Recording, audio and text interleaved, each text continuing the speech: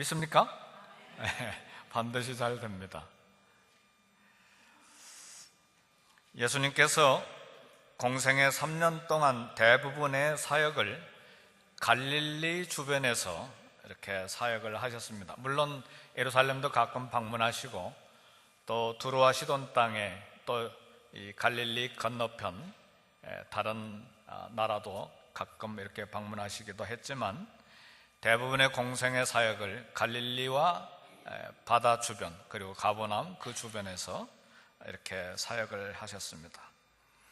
그런데 이제 생애 마지막 일주일 동안의 사역을 위해서 이제 예루살렘에 오셨습니다.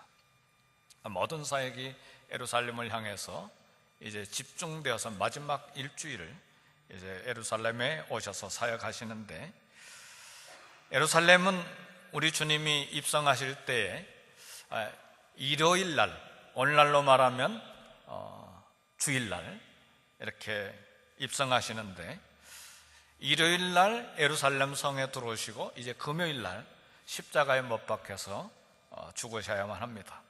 예수님이 십자가에 죽는 일은 어느 날 갑자기 이루어진 것이 아니고 우리 하나님께서 인류 구원을 이제 성취하시려고 수많은 세월 동안 준비하시고 기다리시고 계획하셨다가 참 이렇게 하신 사역입니다. 우리 주님이 예루살렘에 입성하시기 위해서, 그리고 이 십자가 사역을 완성하기 위해서 첫 번째로 필요했던 것이 하나 있었는데, 그것이 나귀 새끼가 필요했습니다. 그래서 우리 주님이 예루살렘에 가까이 오셨을 때 감람산 베다니와 벳바게라고 하는 조그만 마을들이 있는데, 이 베다니 마을도 조그만해요. 근데 이 벳바게라고 하는 조그만 마을로 이제 두 제자를 보내셔서 나귀 새끼를 끌고 와라, 이렇게 이제 두 제자에게 말씀하셨습니다. 그리고 나귀 주인에게 주가 쓰시겠다 하라, 주가 쓰시겠다 하라, 그리하면 즉시 보내리라, 그렇게 말씀하셨습니다. 우리 성경에는 이 나귀 새끼의 주인이 어떤 사람인지 아무런 인포메이션을 주지 않습니다. 그러나 우리 예수님은 그 사람이 주가 쓰시겠다 하라 한마디만 하면 즉시 자기에게 나귀 새끼를 내놓을 사람이라는 것을 아셨습니다. 이름도 없는 이 나귀 새끼 주인, 소유를 기꺼이 내놓음으로써 하나님께서 계획하신 십자가 구원 사역에 위대하게 놀랍게 쓰임을 받았습니다. 주가 쓰시겠다라고 하는 이 말은 오늘 이 시대를 사는 우리 모든 그리스도인들에게 적용되는 말씀입니다. 주님께서 오늘 이 시대에도 주님과 복음을 위하여 시간과 재능과 소유를 쓰시겠다고 말씀하십니다. 근데 우리 예수님이 주가 쓰시겠다고 하는 요구를 우리 일생에 한 번만 하는 것이 아니라 반복해서 하십니다. 과거에 귀한 헌신과 수고를 이미 하나님 앞에 드렸지만 우리 주님께서는 복음을 위한 수고를 여전히 황혼의 때인 이 노년에도, 그리고 생애의 마지막 순간에도 요구하십니다. 따라서 우리 생애의 어느 순간이든 여전히 주가 쓰시겠다고 하는 음성을 듣고 즉시 응답하는 성도가 복이 있는 성도입니다. 구약 성경에서 우리 예수님의 십자가 사역을 예표하는 대표적인 사건은 아브라함이 생애의 마지막 때인 노년의 때에 아들 이삭을 제단에 바친 사건입니다. 예수님의 고난을 묵상하는 이 사순절에 아브라함 이야기를 함께 나누면서 하나님의 음성을 이 시간 들을 수 있기를 주님의 이름으로 축복합니다. 현대 그리스도인들은 하나님이 아브라함에게 아들 이삭을 제물로 바치라고 하는 명령에 굉장한 거부 반응이 있습니다. 왜냐하면 너무나 끔찍하고 너무나 큰 희생이기 때문에 그렇습니다. 그러나 이 너무나 끔찍한 희생이 요구되는 이 사건은 우리 하나님 아버지께서 아들 예수님을 그렇게 십자가의 제단에 드린 사건을 정확한 그림자로 보여줍니다. 아브라함 제단에 드려진 아들 이삭은 우리 예수님의, 우리 주님을 예표하는 사건입니다. 아브라함 편에서 볼 때 이삭을 제단에 드리는 것은 진짜 사건입니다. 왜 진짜 시험이라고 말을 하느냐면 이 시험이 해피엔드로 끝나게 될 것이라고 하는 아무런 보장도 없고 아무런 힌트도 없었어요. 우리는 이 시험의 시작과 마지막을 다 알고 있지만 아브라함은 전체 상황을 도무지 전혀 모르고 있기 때문에 공포와 긴장과 갈등을 맨몸으로 다 겪어야만 했습니다. 더 끔찍한 것은 아브라함은 자기 손으로 자기 아들을 죽여서 제물로 바쳐야만 했습니다. 하나님께서는 아브라함이 두 아들 이삭과 이스마엘 중에서 누구를 바쳐야 되는지 절대로 고르지 못하도록 내 아들, 내 사랑하는 독자 이삭을 바치라 딱 지적해서 주셨습니다. 이삭이 누굽니까? 아브라함이 지루하게 25년이나 기다려서 얻은 아들입니다. 부인이 90세요 자기가 100세인 이 노부부는 신체적으로 불가능한 조건 속에서 기적적으로 이삭을 받았습니다. 그러나 이제 이 아들 이삭이 위험하게 됐습니다. 아브라함은 하나님을 더 사랑하는지 아들 이삭을 더 사랑하는지 확실하게 선택해야 했고 분명하게 하나님 앞에 답변해야만 했습니다. 현대의 어떤 그리스도인들처럼 말로만 헌신을 고백하고 전혀 행함이 없는 삶처럼 그렇게 쉽게 넘어갈 수 있는 상황이 아니었습니다. 아브라함이 받은 시험은 우리 모든 그리스도인들이 만나는 시험과 같습니다. 우리 성도들은 마음과 뜻과 힘을 다해서 하나님 사랑하기를 소원합니다. 저도 마찬가지예요. 하나님, 어떻게 하면 마음과 뜻과 힘과 정성을 다해서 하나님을 사랑할 수 있으면 좋겠습니까? 늘 이게 소원이죠. 그렇다면 우리는 하나님을 더 사랑하는지 자신을 더 사랑하는지 확실하게 선택하고 하나님 앞에 답변해야만 합니다. 아브라함은 받은 시험 너무나 갈등되는 가혹한 것이었는데, 그러나 오늘 본문에 보니까 아브라함의 믿음의 반응은 우리에게 탁월한 모범이 됩니다. 창세기 오늘 22장에 보니까 하나님을 신뢰하고 순종한 아브라함을 만납니다. 아브라함의 순종은 신속했습니다. 이게 아브라함의 영성이었어요. 아브라함의 영성은 신속하게 하나님 앞에 반응하는 것입니다. 아침에 일찍이 일어났어요. 그래, 일찍이 일어나서 준비해가지고 하나님께서 정하신 산으로 옮겨가기 시작했습니다. 꿈을 거리지 않았어요. 헨리 로라고 하는 사람은 이렇게 말했습니다. 즉각적인 순종은 가장 확실한 지혜이다. 꿈을 거리면 파멸을 초래한다. 지체하는 것은 사단의 가장 간교한 계략이다. 그랬습니다. 벳박의 마을의 나귀 새끼 주인도 주가 쓰시겠다 그렇게 이야기하셨을 때 즉시 나귀 새끼를 우리 주님께 보내드렸습니다. 아브라함의 순종은 확고했습니다. 하나님이 아브라함에게 아들 이삭을 제물로 드리라고 한 장소는 아브라함이 살고 있었던 장소로부터 거의 70km, 44마일 정도가 떨어진 곳에 있었습니다. 거기까지 도착하려면 적어도 3일을 걸어가야 되는 거리입니다. 근데 그 순종은 그야말로 고독했어요. 아내에게도 이야기한 것 없이 걸어가야 되는 길이었기 때문에 누군가 곁에서 야, 이 순종은 미친 짓이야라고 말려줄 사람이 있었으면 좋았을 텐데 그런 사람이 없이 혼자 생각하고 결단해야 되는 고독이 있었어요. 3일 길을 걷는 동안에 마음 안에서 일어나는 이 갈등 앞에서 얼마나 많이 싸웠겠습니까? 순종하려면 계속되는 결단이 있어야 되고 계속되는 인내가 필요합니다. 순종은 하루아침에 완수되는 것이 아니기 때문에 그렇습니다. 아브라함이 훌륭하게 시험을 통과했습니다. 하나님께 대한 순종을 확실하게 입증함으로 하나님으로부터 12절에 이와 같은 말씀을 드렸어요. 네가 내 아들 내 독자라도 내게 아끼지 아니하였으니 내가 이제야 네가 하나님을 경외하는 줄을 아노라. 성도 여러분, 하나님께 대한 순종, 하나님을 경외하는 것은 하나님께 대한 예배입니다.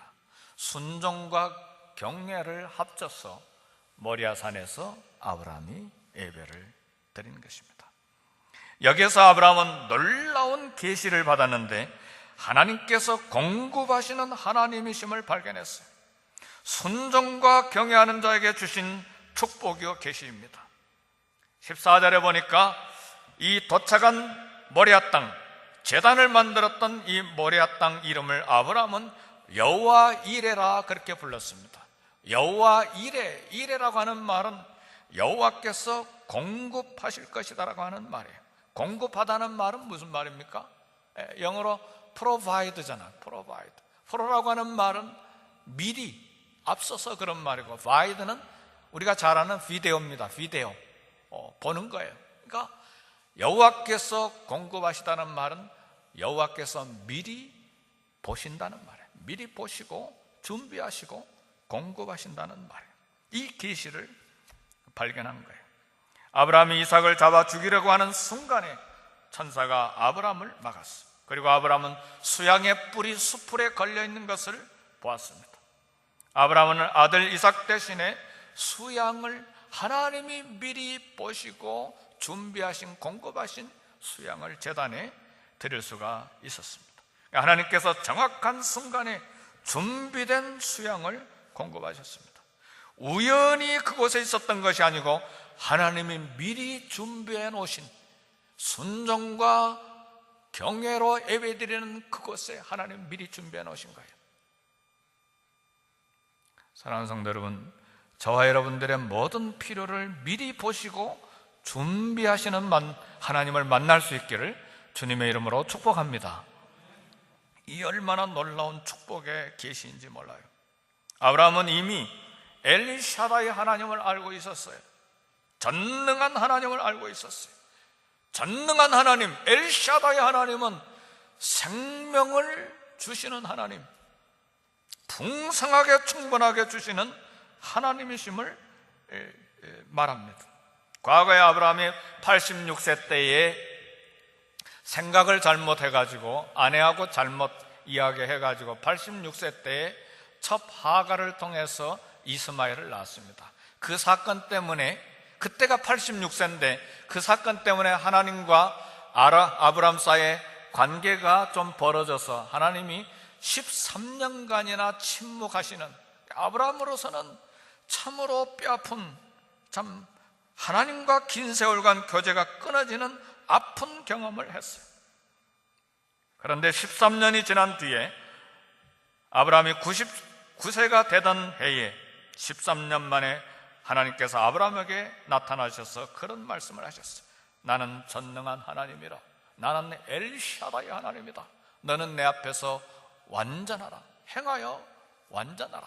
이 그때 말씀하셨던 엘샤다의 하나님, 생명을 공급하시는 하나님, 충분하게 주시는 하나님, 그 하나님을 계시받고 그 이듬해 100세 때 아들 이삭을, 경수가 끊어지고 생산이 이미 다 끊어버려진 이 노 부부에게 아들 이삭이 주어졌습니다.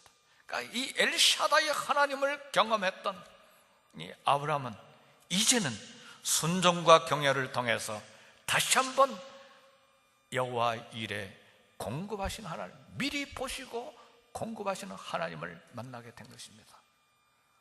오늘 이 주일 아침에 엘샤다의 하나님과 여호와 이레를 만나시기를 주의 이름으로 축복합니다. 우리 계속해서 하나님을 만나가야 돼요. 과거에 한 번 만나는 것으로 우리의 신앙생활을 유지할 수가 없어요. 엘샤다의 하나님을 만난 우리 성도들은 또다시 여호와 이레의 하나님, 그 하나님을 만나야 돼요. 우리 하나님 여호와 이레 하나님은 미리 보시고 공급하시는 하나님이십니다. 우리 하나님께서는 언제나 자기 백성의 필요를 미리 보고 공급하시는 하나님이세요. 우리 하나님께서는 이미 우리에게 최고의 것을 공급해 주셨어요. 내 죄를 제거할 유일한 분이신 아들 예수님을 희생 제물로 미리 보시고 아시고 우리에게 주셨습니다. 성도 여러분, 아브라함은 마지막 순간에 아들 이삭을 죽이지 않아도 됐어요. 그러나 우리 하나님은 아들 예수님을 실제로 마지막 순간까지 죽음에 내어주셨습니다. 우리 하나님은 저와 여러분들을 위하여 자기 아들을 희생시킴으로 최고의 대가를 지불하셨어요. 지금도 날마다 자기 자녀를 돌보는 대가를 기꺼이 치르시는 우리 하나님이세요. 이런 우리 하나님의 마음을 알았던 바울은 이렇게 이야기를 했습니다. 자기 아들을 아끼지 아니하시고 우리 모든 사람을 위하여 내어주신 이가 어찌 그 아들과 함께 모든 것을 은사로 주시지 않겠느냐. 무슨 말씀입니까? 자기 아들을 희생 제물로 내어주시는 엄청난 일을 하신 하나님, 그랬다면 그보다 더 작은 필요들을 우리에게 반드시 공급하시겠다고 하시는 말씀입니다. 아브라함은 모리아산에 올라가서 괜히 마음고생만 하고 목적 없이 집으로 돌아간 것이 아닙니다. 새롭게 된 더 확실한 약속을 가지고 집으로 갈 수 있었습니다. 하나님께서 아브라함에게 처음이자 마지막으로 자기 이름을 걸고 맹세하셨어요. 창세기 22장 16절에 보니까 여호와께서 이르시기를 내가 나를 가리켜 맹세하노니 네가 이같이 행하여 네 아들 독자라도 아끼지 아니하였은즉 내가 네게 큰 복을 주고 네 씨가 크게 번성하여 하늘의 별과 같고 바닷가의 모래와 같게 하리니 네 씨가 대적의 성문을 차지하리라.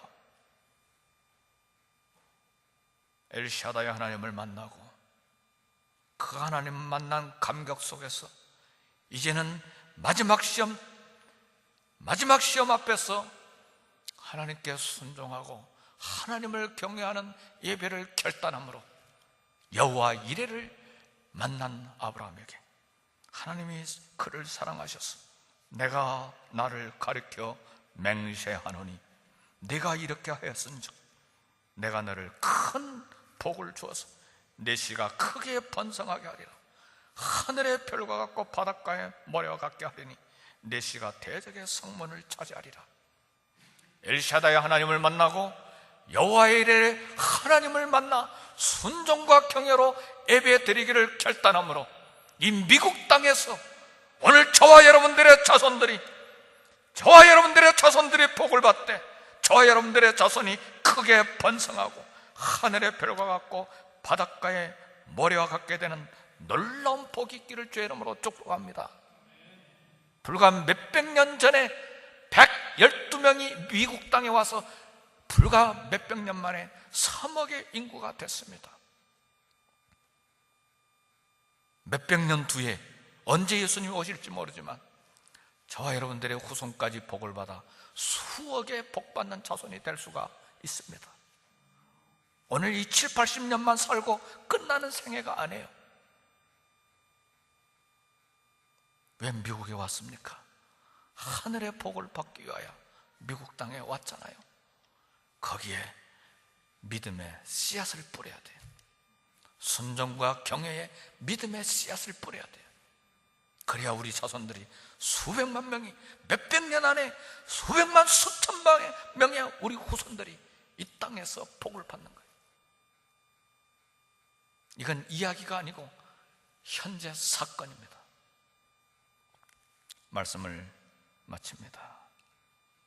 하나님의 약속은 언제나 확실한 것이지만 이제는 정말로 복을 주시겠다고 자신의 이름을 걸고 강하게 맹세하며 약속하신 하나님 앞에 오늘 우리도 결단해야 될 일이 있습니다. 주님은 지금도 주가 쓰시겠다고 우리에게 말씀하십니다.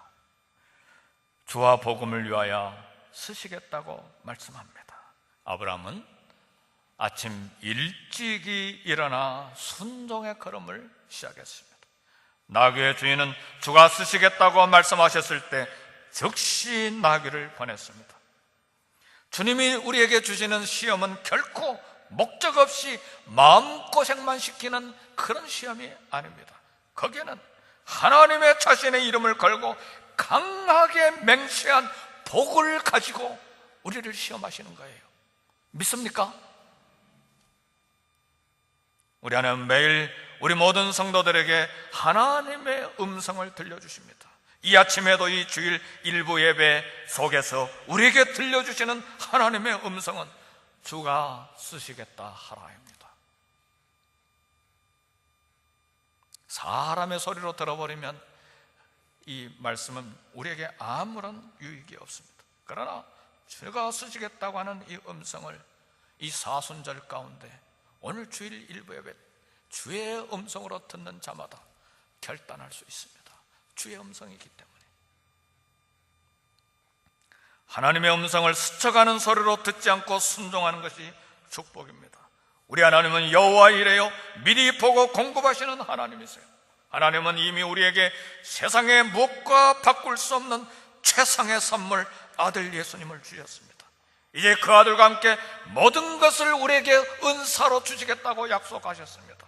이 사순절에 믿음의 반응과 순종의 반응을 결단할 수 있기를 주의 이름으로 축복합니다. 미리 보시고 공급하시는 하나님 여호와 이레 하나님을 체험하게 될 것을 믿습니다. 기도하십시다.